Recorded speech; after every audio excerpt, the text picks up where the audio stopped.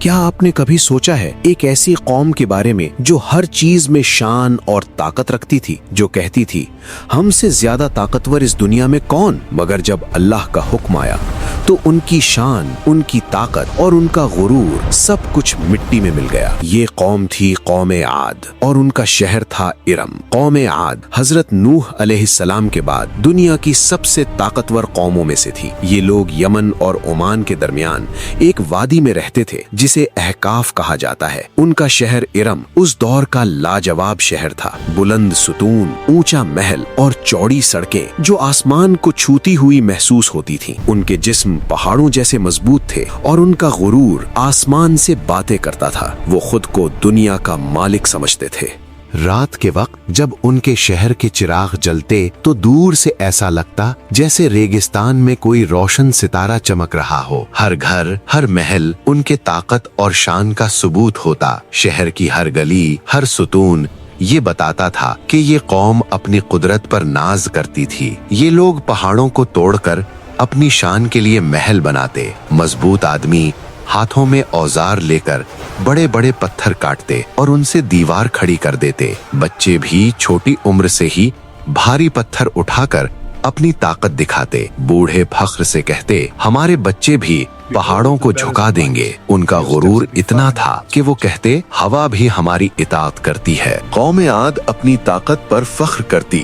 لوگ پتھر اٹھا کر ایک دوسرے کو چیلنج کرتے۔ بلند ستون کھڑے کر کے کہتے دیکھو یہ ہم نے بنایا ہے۔ ہر بیٹھک میں، ہر محفل میں صرف ایک ہی بات ہوتی، ہم سے زیادہ طاقتور اس دنیا میں کون ہے؟ مگر انہیں یہ اندازہ نہیں تھا کہ اصلی طاقت کس کے پاس ہے۔ پھر اللہ نے ان کی طرف اپنا نبی بھیجا، حضرت ہود علیہ السلام۔ ہود علیہ السلام نے انہیں صرف ایک بات کا حکم دیا، صرف اللہ کی عبادت کرو اور اس کے حکم کی اطاعت کرو۔ مگر لوگ مذاق اڑاتے، طنز کرتے، حتیٰ کہ بچے بھی ہنس دیتے۔ ہود علیہ السلام نے فرمایا اگر تم نے اللہ کا حکم نہ مانا تو ایسا عذاب آئے گا جو تم سوچ بھی نہیں سکتے۔ مگر ان کے دل پتھر بن چکے تھے۔ پھر عجیب منظر شروع ہوئے۔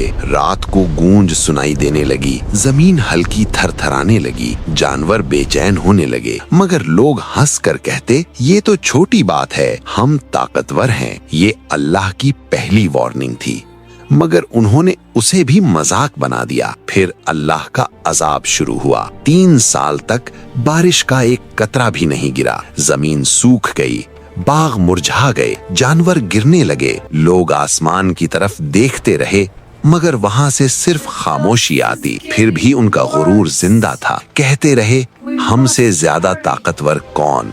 ایک دن آسمان میں 3 بادل نظر آئے، ایک لال، ایک سفید اور ایک سیاہ۔ قوم عاد نے سوچا سیاہ بادل میں بارش ہوگی۔ انہوں نے خوشی سے اسے چن لیا، مگر انہیں کیا معلوم تھا یہ سیاہ بادل رحمت نہیں بلکہ عذاب لے کر آ رہا ہے۔ پھر ہوا چلنی شروع ہوئی، تیز ہوا، دھول، پتھر ہر طرف اڑنے لگے، پیڑ گر گئے، بت ٹوٹ گئے، محل ڈھہ گئے۔ لوگ ہوا میں اچھل رہے تھے جنہیں اپنی طاقت پر فخر تھا۔ 7 رات اور 8 دن یہ طوفان چلتا رہا اور پھر پورا شہر مٹی میں مل گیا۔ صرف وہی لوگ بچے جو حضرت ہود علیہ السلام پر ایمان لائے تھے۔ قوم عاد کا انجام ہمیشہ کے لیے ایک نشانی بن گیا۔ یہ بتا گیا کہ طاقت اور شان کا مالک صرف اللہ ہے۔ تکبر اور غرور انسان کو تباہی کی طرف لے جاتے ہیں۔ ارم آج بھی ریگستان کی ریت کے نیچے چھپا ہوا ہے تاکہ دنیا کو یاد دلاتا رہے کہ سب سے بڑی طاقت صرف اللہ کی ہے۔ اگر آپ کو یہ اسلامی کہانی پسند آئی ہو تو چینل کو سبسکرائب کریں، ویڈیو کو لائک کریں اور کامنٹ میں بتائیں اگلی کہانی کس نبی یا امت پر چاہتے ہیں، کیونکہ یہ صرف کہانی نہیں، یہ ایک زندہ حقیقت ہے جو ہمیشہ ہمیں یاد دلاتی رہے گی کہ اللہ کے حکم کے سامنے سب کچھ چھوٹا ہے۔